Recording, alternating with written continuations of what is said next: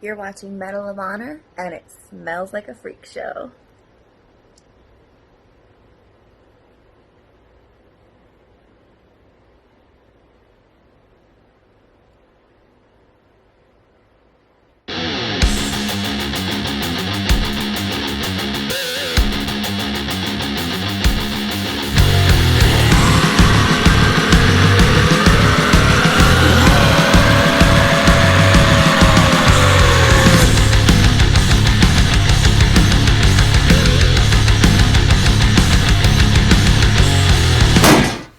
Hi, I'm Dave Wallace, and welcome back to Medal of Honor, where we talk about metal, and we talk about vinyl, and we talk about metal on vinyl. I'd like to say right off the bat, thank you to my friend Jezebel for that intro. It was very, I'm going to say, intriguing. Jezebel is a performer in Chicagoland area. She does burlesque and sideshow sort of performances. And you can check her out. You know, right now it's hard to see any kind of shows in Chicago with COVID kind of ruining everything for everybody. But you can still check her out on her website. It's Jezebel.com. Pretty easy to remember, right? So check her out, and thank you, Jezebel, very much for doing that intro for me. If you would like to be a part of this show, I would love to have you as an intro on the show. I actually scatter these throughout the show, and this is open for anybody. I want you to be a part of the show with me. So all you got to do is take your phone out, put it on selfie mode, and make a little video, 5 seconds to 15 seconds. All you got to do is say you're watching Medal of Honor, and then throw in some of your favorite heavy metal song lyrics. And then, you know, try to make it, you know, kind of funny or sexy or interesting or bizarre or crazy, whatever. Do something like Jezebel, shove something up your nose. Kids, take warning, ask your parents before you shove something up your nose. Anyway, just do something interesting and then just email it to me. Send it to medalofhonorshow@gmail.com, and I'll put it out somewhere in the middle of the show, at the beginning of the show. If it's interesting enough, I'll put it right at the beginning. But send it to me if for whatever reason, if it's a little bit too big. Jezebel's actually was a little bit too big, and we found out that it works on Facebook Messenger, so you can send it to me that way too. But anyway, send me your intro videos. I want you to be a part of this show, and let's have some fun with it, all right? I also want to say thank you to all of you who watched the first episode, to people who shared it, and to help spread it around, and the great criticism that I got for it. I really appreciate everyone's input. As I said before, you know, I'm new at this. I'm new at filming. I'm new at talking to the camera. I'm new at editing. It's definitely a learning process, but it's going to get better as it goes. And you know, I just want to say thank you to all of you for the great support that you showed me so far. And let's hope that this just keeps growing, and we'll just keep getting better as we go along. All right. So thank you very much. I truly appreciate it. Before we get into the news, I want to make sure that we don't forget that there's still time. As I post this for about, I don't know, a week and a half, you still have time to be a part of, get the chance to win this album. Last week we posted the ways that you can enter into the drawing for this, which is going to be on August 8th at 10 p.m. Eastern Standard Time. So if it's not August 8th at 10 p.m., if it's before then, you still have a chance. You're going to have to go to the other episode, the first episode, and watch all the ways. I think at the end of the show I kind of went through all the different ways. Basically, it's like subscribing. You know, there's a subscribe button down here somewhere.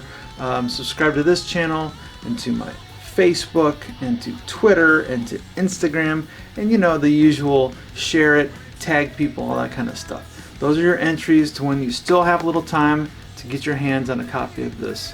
So make sure you get in it. This is, if you watched last time, I did a big review on this. It's great to have in your collection, so you still have a chance to win this. Okay, let's get on to some news.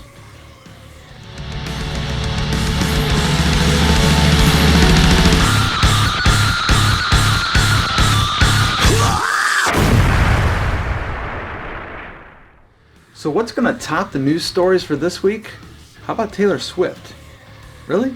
Yeah, well, it turns out that Taylor Swift dropped a surprise album on her fans only a week ago, and of course it's a freaking huge hit. I know this because my wife has already listened to the album about 50 times. We're a house divided. But anyway, the album is entitled Folklore, and it features on the album cover a photograph of her in black and white in the woods, very massive redwood trees she's standing around, in some kind of pretty dress, very fairy tale looking, and of course, what else would you put on an album cover called Folklore? But of course, all the Norwegian black metalers are starting to question if they didn't maybe steal their ideas, which of course is a bit of a stretch. Even my favorite black metal artist, Isan of the Great Emperor, has gone on to joke about how he likes Taylor Swift's new metal look. And apparently his photographer and art director made some comments about how it was so comparable to his art. It's actually not. They're just black and white photos of trees, and I hate to be a realist here, but I mean, it is a bit of a stretch. Let's face it, I mean, if you're going to call your album Folklore, you're probably going to go out in the woods and take your pictures. So saying that she stole those ideas from black metal bands is kind of like saying black metal stole it from Disney princesses who lived out in the woods, like Snow White and Sleeping Beauty and Pocahontas and Brave, all that stuff. I don't think they got their ideas from there. So a little bit of a stretch, but yeah, you know what? It is a nice idea to think that maybe Taylor Swift's art directors could be influenced by black metal music, right? Holy heavy metal Twitter battle, Batman. Whew, that was a mouthful. Drama on the Twitters. Apparently, former Skid Row vocalist Sebastian Bach has been having a bit of a hissy fit with wrestler turned rock star Chris Jericho of the band Fozzy.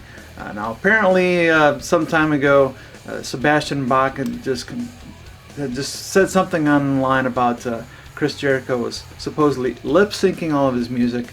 Of course, Chris found out about that, and he had to come back with some live videos of himself just singing in the camera with no musical accompaniment, actually singing Skid Row songs, just in a way to kind of prove that he had the vocal abilities. And apparently this has developed back and forth so much that, Chris has had to call on his buddies from Striper and from Steel Panther to come in and say, no, he's really, really singing. And now it's gotten so vicious that they're actually saying, if I ever see you face to face, I'll sing in your face. Remember when people used to think metal was badass? 2 years ago, former Manowar guitarist Carl Logan was arrested for charges of child pornography. Now, apparently he's getting to the point where they're actually getting to sentencing. He actually did have his day in court, and he pleaded guilty to 2 counts. I know that prisoners tend to take really good care of pedophiles in prison, so I've always said I don't trust bands in loincloths that oil themselves up before shows, and this is why. Alright, that's a little harsh for the guys at Manowar, sorry about that, but I do look forward to eventually reporting about Carl's imminent death in prison. And finally, if you're like me and you're a wealth of information and you just don't know where to put it because there's not really a whole lot of use for your heavy metal knowledge, well, guess what? The University of Newcastle in Australia is offering a PhD scholarship for heavy metal studies. Basically, what they're looking for is a study of the social geology of the heavy metal culture. It's nice to be recognized finally as a culture that we are. I mean, and if you check out Europe, you'll see it's much bigger even than it is here. But this really is a culture of people, and it's kind of cool that you can actually go to school for heavy metal. I think we all wish we could have done that a long time ago. I think the classes are limited though, so you better get online and check that out. All right, that's enough of the news. Let's get to the reviews.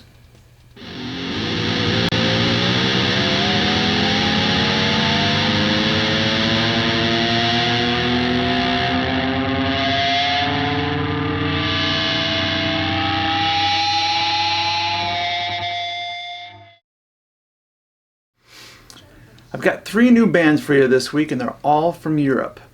This time I'm going to start with a band that is probably my new obsession, and they're going to soon be one of my favorites, I'm sure of it. I'm I'm talking about Carach Angren. And this is their new release, Frankensteinum Strata I Montanus. This came out on Season of Mist Records, June 26th, so it's still fairly new. Now, they would be considered, for the most part, symphonic black metal. However, I don't think you can really tie them down to that. There's a lot involved here. I've even heard them referred to as a horror metal band. And these guys are, this is a Dutch band, and they are just the most incredibly talented band. Now, I should start off by saying, if you don't know the difference between symphonic black metal and more traditional black metal, symphonic black metal, of course, means it's usually adding symphony orchestration to it. Also means that they care about giving you a quality production and really putting a lot into their art, whereas traditional black metal usually sounds like it was recorded inside of a tin can that resides in someone's asshole. That being said, I do like a lot of black metal bands also. It just depends on the particular thing, but I do prefer when you actually care about your product and how much you put into it, and these guys put so much into their music. It is amazing. This is like theater for your ears. If you took like your favorite horror movie and made it into a high quality production Broadway musical, and then put heavy metal guitars to it, and then crunch it all down just so it could be audible. That's what you have here. This is an amazing band. And these guys, all their albums are, of course, symphonic in some way. It's actually currently only 2 members in the band. They've kind of gone through a few lineup changes, but 2 main members are Saragor and Ardek, and they played every instrument you can think of, and a lot of beautiful, even concert piano involved along with it. It's really quite amazing to hear everything that they put in this. The sound of the orchestration is incredible. I mean, the production of it is amazing. It almost sounds like they hired Gimli the dwarf to go in and sound the horn in Helm's Deep. Yes, that's a Lord of the Rings reference. Yes, I'm a Tolkien nerd. And speaking of Tolkien nerd, let's talk about the name Carach Angren. That actually is a Tolkien reference itself. It is the tongue of Mordor. Basically, in the Lord of the Rings trilogy, that is the name of the pathway, the fortified pathway that goes into Mordor, where they have to take the ring into. It actually means iron teeth. So Carach Angren means iron teeth. This band is just amazing with their different sounds.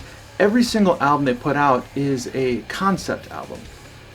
That means from beginning to end, it is one continuous story. Now, this particular album, obviously, as you can tell, has a little bit of the Frankenstein story to it. It's actually about Johann Conrad Dippel and the elixir of life. So there's a lot about reanimating dead tissue and that sort of thing. Very interesting story. These guys combine a lot of soundscapes, a lot of voiceovers. They also, in order to sometimes change moods or characters, will switch languages. They obviously speak Dutch, they speak English, they speak German, they speak French.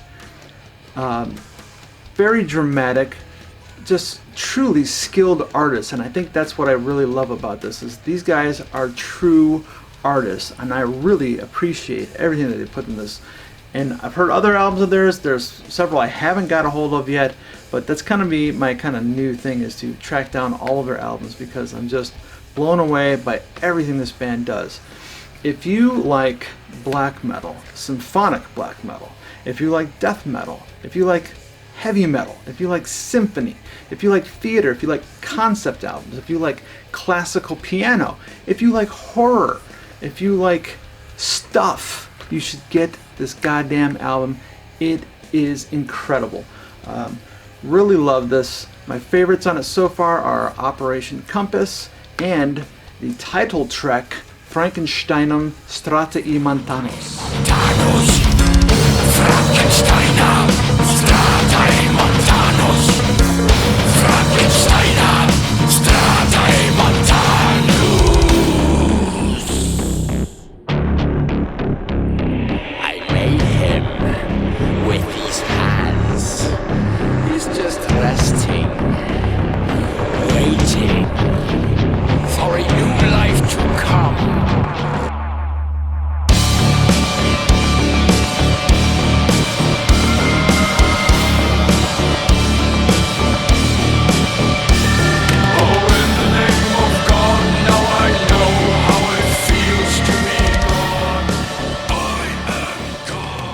I should also add that these copies of this tend to sell out fast. They're often back ordered from different places, so make sure, the minute you can get a hold of one, get a copy of this. Really, truly excellent. Mine actually is a double black vinyl. It came with a bonus track on this one. There's some pictures in here that I can't show you on YouTube, but very amazing photography and artwork in here. So really cool, just everything about these guys. Looking at their other albums, just amazing art, amazing photography. Even looking at some of the lyric videos that they have out. Check them out when you get a chance. There's some really cool stuff there. Up next, we're going over to Germany to check out a band that is a power metal band. It shouldn't seem like there's anything strange about Germany and power metal, right? I mean, obviously, Germany and metal go hand in hand, but this band is obsessed with Scotland. The band I'm talking about is Gravedigger, and this is their new album, Fields of Blood, released May 29th on Napalm Records. I gotta admit that I've heard the band's name several times, but I just never really checked them out, and I had no idea how long they've been around. In fact, I didn't even realize what kind of music they were. I think I probably thought the name Gravedigger, I was kind of thinking, maybe some kind of like death metal band or something. Never really gave them a chance, and I decided to order this, and when I flipped it open, I was kind of like, these dudes are old. How long has this band been around? Well, it turns out they've been around for 40 years. This is actually their 20th album, and it's kind of celebrating the fact that they've been around 40 years and doing 20 albums. And so they have 2 other albums besides this one that are all concept albums about Scotland's history. So they just kind of felt like, with the 20th anniversary, 40th anniversary, 20th album, that they wanted to go back and revisit that one more time. It was just a topic that they truly love. Now look, I get that.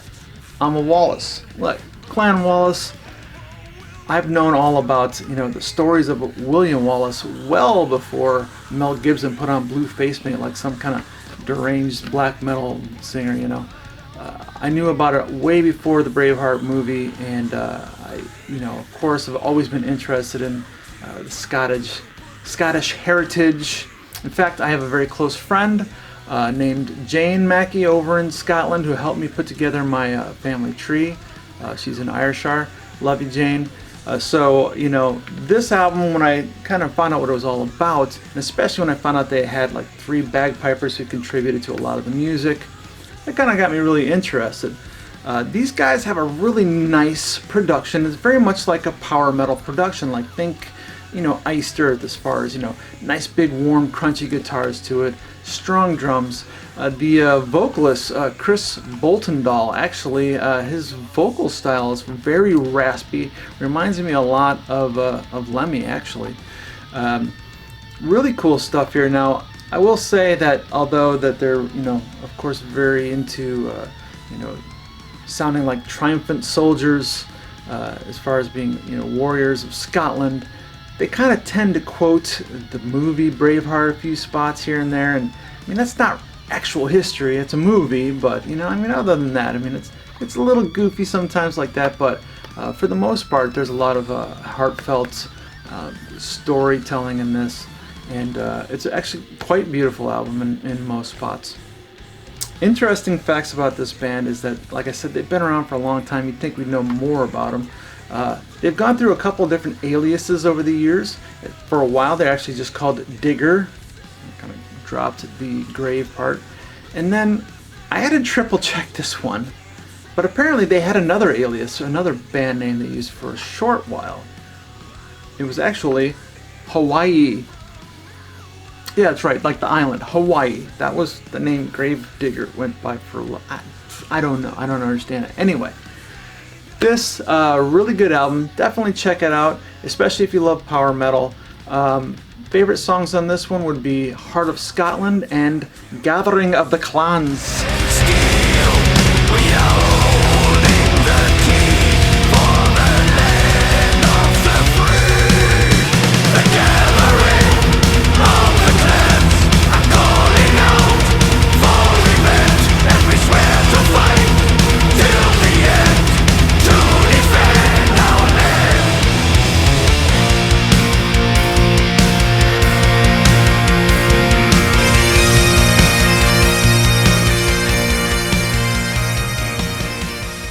when I'm in the mood for sheer brutality and I want like maybe a really good workout that's really aggressive, one band I can always count on is Vader.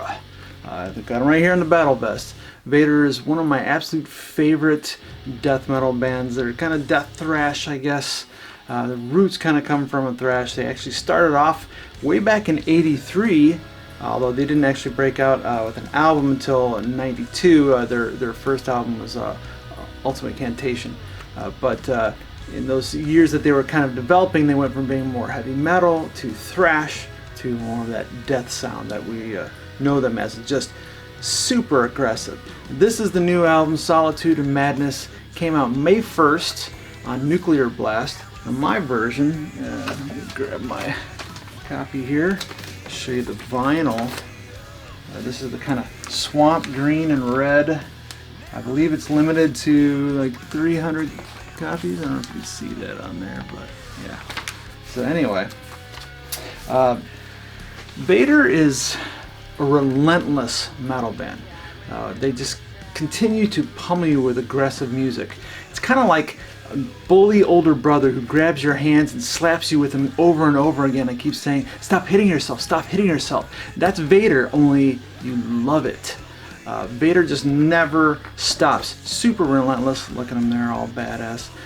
The frontman, Peter Wikzarek, he's been kind of the main guy for the band for, well, since they started actually. And there's been several lineups, but you know, Peter's the consistent one. Just one of the most, I don't know, something about his voice that is just super badass. I always really liked it. And of course the music just, you know, when you've been around that long, a lot of bands, they tend to kind of mellow out, or they mellow out and then they try to come back and prove themselves. Metallica, not this band. Vader has never let up. They get just more and more aggressive. Really, I challenge you to find a band as brutal as Vader that's been around as long as they've been. They've just been, you know, just always consistent. This album actually is a very hard-hitting, kind of almost reminds me of Slayer's Rain and Blood in the fact that it's just very short and to the point, no frills.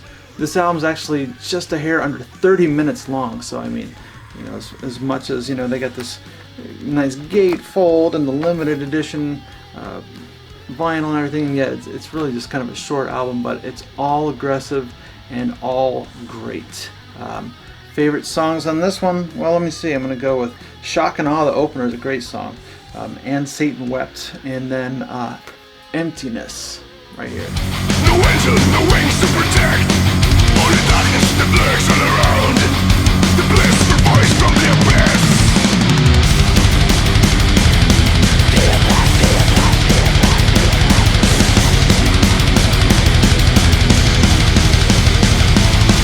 In the grip of the festering pain that throws the anger within. For staging straight from truth, eroded words from eroded worlds.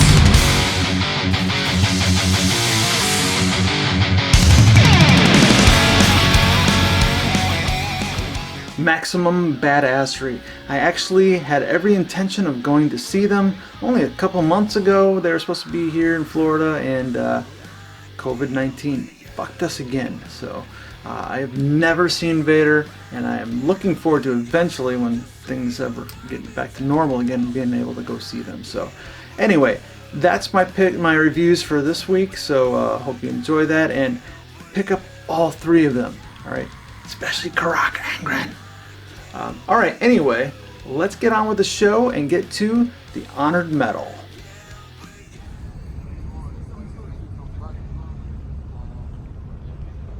This is David Sinclair Smith from Children of Perdition, and it's my honour to support Metal of Honor.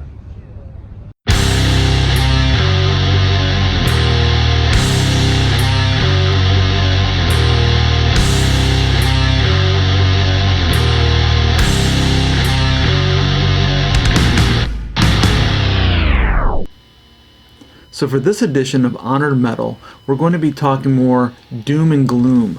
No band better fits the definition of a gothic metal band than Typo Negative.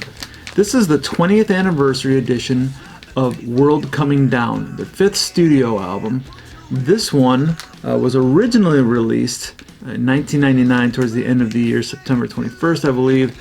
But this new 20th anniversary edition came out March 20th of 2020.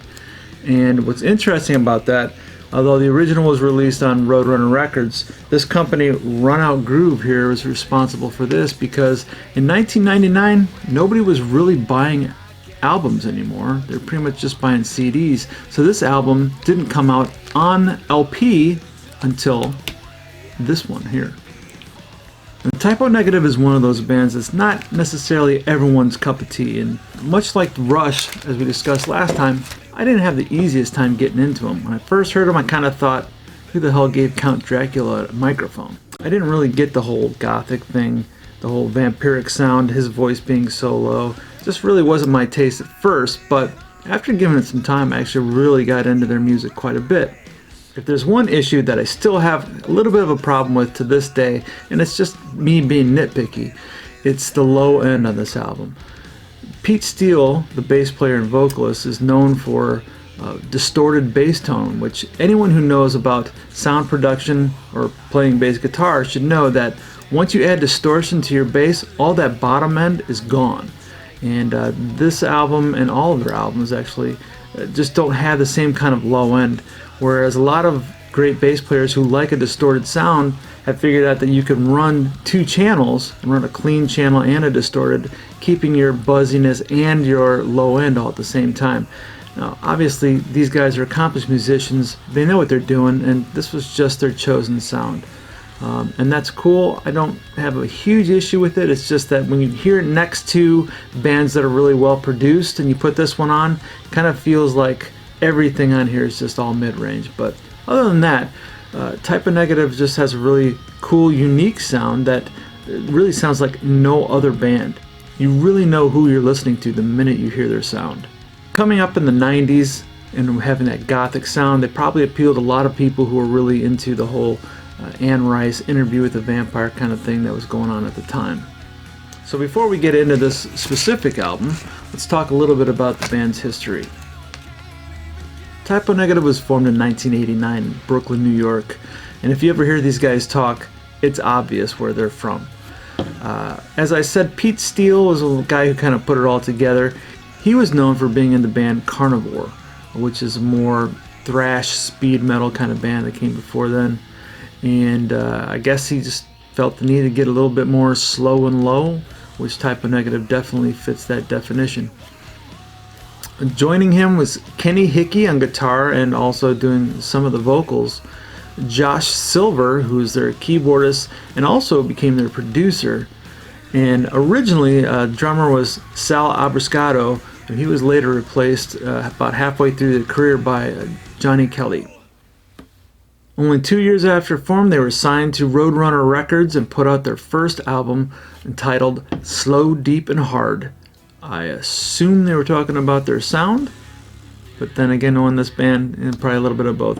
Second album after that was Origin of the Feces, but it was their third album that was a real breakthrough and success for them. This was Bloody Kisses. In the 1990s, anybody would have bought an album with two hot chicks making out on the cover. This album actually got them a decent amount of airplay with two of their songs, Christian Woman and Black Number One. Both of those had to be shortened down quite a bit in order to be radio friendly. Black Number One also got a lot of airtime and notice by being part of America's favorite rock critics at the time, Beavis and Butthead. They of course both ridiculed and praised them on the show, and any publicity is good publicity, and I guarantee you that they got a lot of notice just from being on that show. Bloody Kisses was not only a big hit for them, but it was a big hit for Roadrunner Records, as for both of them, it was their first certified platinum album. You gotta imagine Roadrunner probably had to roll out the red carpet after that, thinking big things were coming for this band. The album that followed Bloody Kisses was what many Typo Negative fans, including myself, would consider their grand opus, October Rust. This is an absolutely beautiful album. Unfortunately, it didn't do as well in the numbers, and actually, although it did go certified gold eventually, in the length of time that took for Bloody Kisses to go platinum, October Rust had only sold 300,000 copies. Considering the problems they were starting to have with the record sales, both the band and the label started to think that maybe the world was coming down. That's where the title came for the fifth album. We'll get back to this one in a minute. Following World Coming Down would be their last album with Roadrunner Records, which was Life Is Killing Me, which did have at least a little bit of airplay with the song I Don't Want to Be Me. Their final album, Dead Again, would be released on SPV America. Sadly for the band and the fans, Pete Steele died of heart failure on April 14th, 2010. Odd side note, although I don't usually remember where I hear about different band members or musicians dying, for some reason this one does stick in my mind. Maybe just because of the odd circumstance, but I was actually with my kids at Disney World in line for the Haunted Mansion. I don't know what that means, but it was just a terrible way to enjoy a day at the park, reading on my phone that Pete Steele had just died. Anyway, let's actually talk about this album, World Coming Down. This was their first album to make it into Billboard Top 40, actually debuted at number 39, also another first for Roadrunner Records. Now it's considered to be their darkest album, which is kind of an odd thing to say when you think about Typo Negative. I mean, their stuff is all very dark and vampiric and depressing. Nothing about it is really light in any of their albums, so kind of weird to think that this would be considered their darkest, but it has a lot to do with the situation that Pete himself, as well as some of the other bandmates, were in at the time. As I said before, they were having a hard time coming down from a very long tour on October Rust, trying to boost up the record sales, and really just wasn't happening for them. On top of that, both Pete and Kenny had developed habits with cocaine and alcohol abuse, and a lot of that is reflected actually in the lyrical content as well. And then to top everything off, Pete was dealing with the tragedy of deaths in his family, several members actually, including his father, right before it was time to start writing. According to the guitarist Kenny Hickey, typically Pete would come into rehearsal when it came time to work on new albums and would have an entire album already laid out ready to go as far as a skeletal version, and allow the bandmates to kind of add their parts to it. This time, however, when it came time to do this album, he had absolutely nothing prepared. The bandmates actually talked about how they had to go and pick him up and kind of force him to come to band practice. So this album marks the first time that the band as a whole actually wrote all of the music together at rehearsal. Apparently when it came time for lyrical content, Pete wasn't really feeling very inspired, and it was up to Kenny to tell him, look, you're in a depressive rock band and you're currently in a depressive state. Why don't you use that and write about what you're dealing with now? And that's basically what he did, so that's why you have what's considered a very dark album. Now, one of the things I would like to note is that one of the things that brought me around to really liking this band is they like to use some twisted, dark humor every now and then. They're kind of known for that. In fact, I do recall them opening for Motley Crue in the mid-90s, and this was the time when Motley Crue didn't have Vince Neil in the band. John Corabi was actually singing for them, and they were on tour with Typo Negative opening. Of course, Motley Crue's crowd is kind of a party crowd, and so they weren't really digging watching Typo Negative, and Pete would use that as a chance to talk to the audience about saying things like, we're your punishment for coming early, or if you don't like our music, just thank our booking agent, Vince Neil. So little jokes like that kind of made me chuckle, and that's the kind of thing that also helped me come around. That's an important thing to remember when it comes to the track listing. So let's talk about the actual songs on this album. Track number 1 on this album is called Skip It, and this was one of those times where they tried to use their humor, and they did this before with the October Rust album. On October Rust, they opened up the album with a song called not really a song, a track called Bad Ground, in which you find out that it's basically what a guitar amp sounds like when you got a cord with a bad ground plugged into it, that buzzing sound. So on this album, the opening track on a CD was called Skip It, and it basically just sounds like a CD skipping, and it's followed by Kenny shouting, "You're a sucker."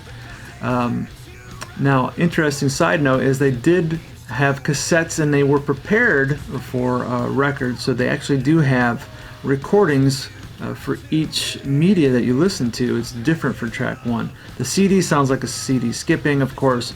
Cassette tape sounds like your cassette getting eaten up by the tape player. All those old people know what that sounds like. And then, of course, the record sounds more like, a skipping record. So anyway, that's track 1. The first actual song on this is called White Slavery. White Slavery basically has to do with Pete's addiction to cocaine. It starts with the kind of almost churchy sounding organ, and then it goes very much into the typical slow, dark rhythms of Type O Negative. The track 3 on this album is one of 3 soundscapes on this particular album. Now, Type O Negative is known for using soundscapes in their albums as well. It's usually just a small track that has, sound effects of different kinds that kind of enhance your listening experience in between songs. If you listen to the Bloody Kisses album, you hear different soundscape tracks with moaning nuns and babies crying and weird stuff like that, right? So on this album, the soundscape tracks have to do with organs in the body that are a gateway to how one of these guys might have died had they continued with their substance abuse. So the tracks that are on this that are soundscapes are called sinus, one is called liver, and one is called lung. Sinus has to do with, of course, snorting cocaine. As we said, Pete had this addiction. And in the track, you will hear someone snorting, and then you'll hear a heartbeat that starts to speed up, of course, and then someone screaming. Now, after this album was produced, Pete went on to say that he could not listen to this track anymore because it just sounded a little too real to experiences that he'd had in the past. Track number 4 is one of their first singles, and this was called Everyone I Love Is Dead, and fitting to what he was going through at the time. Obviously, this is Pete's way of dealing with the loss of different family members. Everyone I love is dead.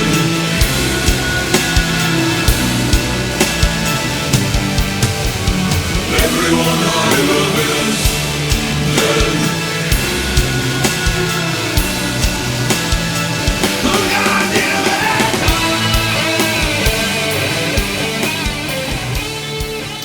The track number 5 on this album is called Who Will Save the Sane.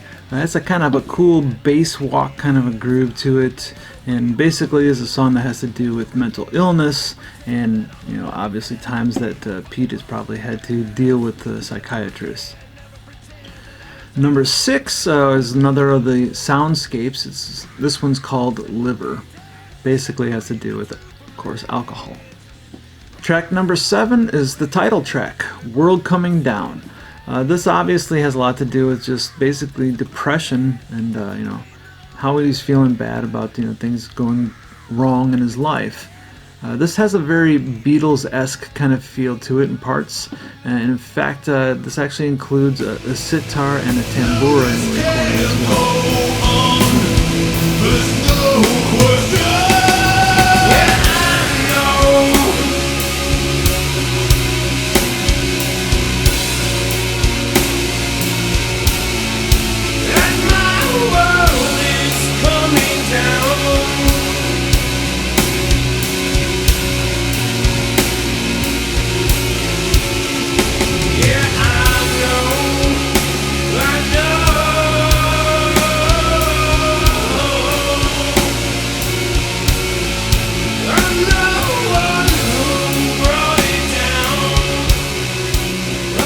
Track number 8 is called Creepy Green Light. It was actually originally called Spooky Green Light, and for whatever reason at the very last minute they decided to change it to Creepy Green Light. This is an unusual kind of song because it actually has to do with basically standing at the foot of the grave of a woman that he loves and basically trying to bring her back from the dead. So not unusual for Type O Negative and Gothic. Sticking with the theme, more death, with track number 9 is Everything Dies. Track number 10 is the last soundscape on the album, and it's entitled Lung, and this is basically the sound of a respirator, and you hear someone crying in the background. Number 11 is Pyretta Blaze, and this is a song that has to do with, I guess, Pete's sexual fantasy with fire, or maybe with a pyromaniac, I don't know, but they're definitely no strangers to, I guess, sexuality in their music, and so that's what this song has to do with.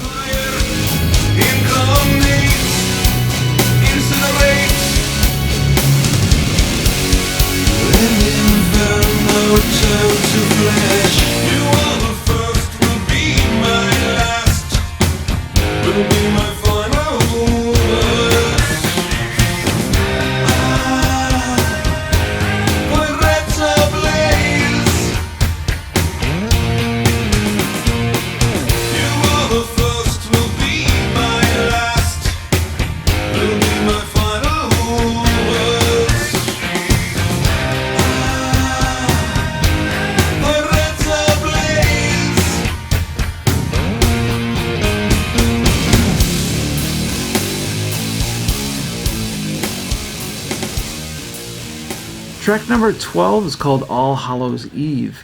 Now this actually is very similar to the Creepy Green Light song in the sense that it has to do with standing at a woman's grave and wanting her to come back. The difference is this time he's making a deal with Saint Lucifer, and it does have a little bit more of a, I don't know, I guess somewhat upbeat feel to the song. Now they close out the album with a cover. Typo Negative is known for doing covers, and true to being gothic, I guess, they're one of the only bands out there who do old covers slower than the original every single time. These guys have done covers from Seals and Croft, they've done Black Sabbath, they've done Jimi Hendrix, they've done Neil Young, they've done Santana, and on this album they do a medley of Beatles songs. It's the Day Tripper medley. Good reason for taking the easy way out now. She was a day tripper, one-way ticket, yeah. It took me so long to find out, and I found out.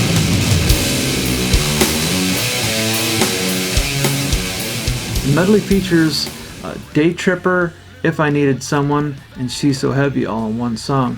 Now what's interesting is these guys had, like I said, they have plenty of experience in doing cover songs, but although they knew that you have to pay for the rights to record these songs and to release them, more importantly, I guess they didn't know that Beatles songs were some of the most expensive songs.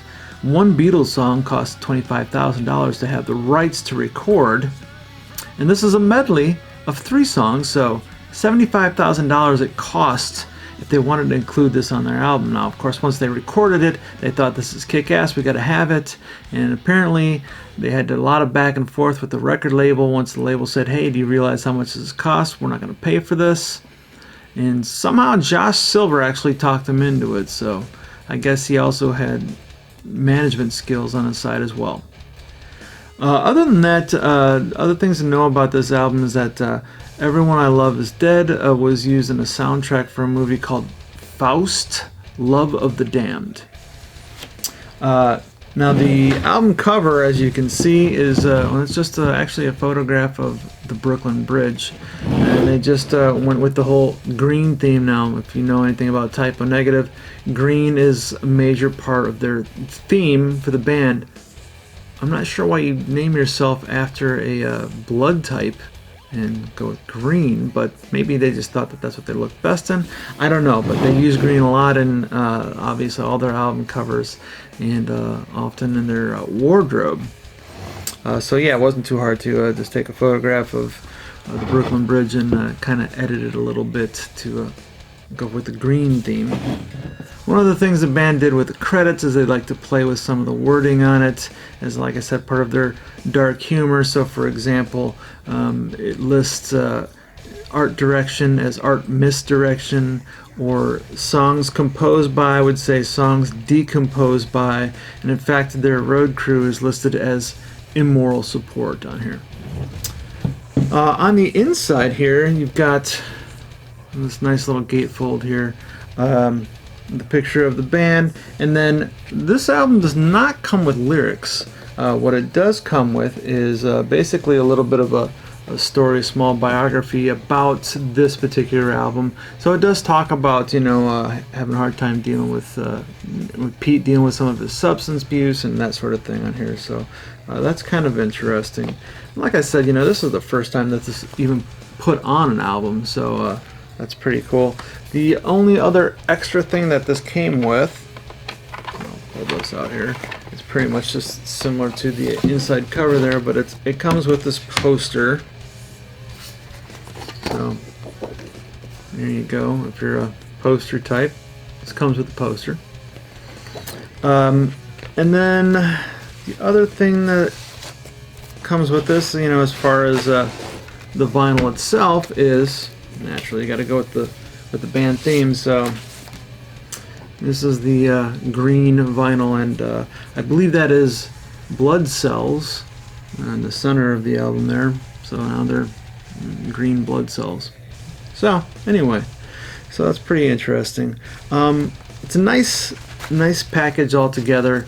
Like I said, it's really cool to have this, considering that it's never actually been released on vinyl before. So Type O Negative, again, it's not everybody's cup of tea, but there's a lot of really great music here, and I think once you learn to kind of maybe get past the Count Dracula on the vocals there, after a while you start to really appreciate what he can do with his voice. It's actually quite a bit. Definitely worth the purchase, and I'd like to see what they're going to put out, some of the other stuff like this, some of the albums that come after this. So anyway, that is it for this particular edition of Honored Metal. Let's get back to the show. You're watching Medal of Honor. One day, the dark horse will come. Alright, so before we go, I wanted to leave you with one more bin diving experience like I did last time. I came across something really cool to add to my collection, and that was Nuclear Assault. This is their album Survive. This was their second album, released June 13th, 1988 on IRS Records. This is one of the albums I used to skate to back when I was a skater in the 80s. Great thrash band for thrashing on a skateboard. These guys were part of the New York, the East Coast thrash scene, and just a super cool band. You might have known of bass player Danny Lilliker. He was the original bass player for Anthrax, and of course he's the bass player for SOD as well. If you don't know who SOD is, you are really lost watching this show. You really got to go do some homework. Catch up, okay? But this album, it just was a really cool find. This has been out of print for a while, and this kind of represented to me a part of the metal evolution as far as not only how music was evolving, but how a young man's taste in metal, if you were actually bitten by the metal bug back then, how it worked. Because it starts off, like everybody else, you start off with whatever's popular, and you catch something on MTV when MTV was brand new, like Rat and Van Halen and Quiet Riot. Those were the big popular ones at first, and that's the kind of thing that drew me into, this heavy stuff. I kind of like that, right? Heavy stuff, right? And then once you're really bitten by that metal bug, it just starts to grow to where it has to get a little heavier, a little darker, a little faster. It goes from there to Motley Crue, and it goes to Ozzy Osbourne. And then you need things a little faster, so you go Judas Priest and Iron Maiden. And then you need a little chunkier, and all of a sudden, what is this? Metallica. And then there's Anthrax, Megadeth, Slayer. And before you get to death metal, you got to go a little bit outside of the big four too. So you got to go with Testament, Exodus, and Nuclear Assault. And this is one of those bands that kind of was the bridge for me between, the Ozzy Osbourne kind of stuff to death metal. How do you get there? You get there through Nuclear Assault and bands like that. So and plenty of other ones out there too anyway. But great find. Like I said, it's been out of print for a while, so glad to add this to my collection. So anyway, that is gonna be it for our show.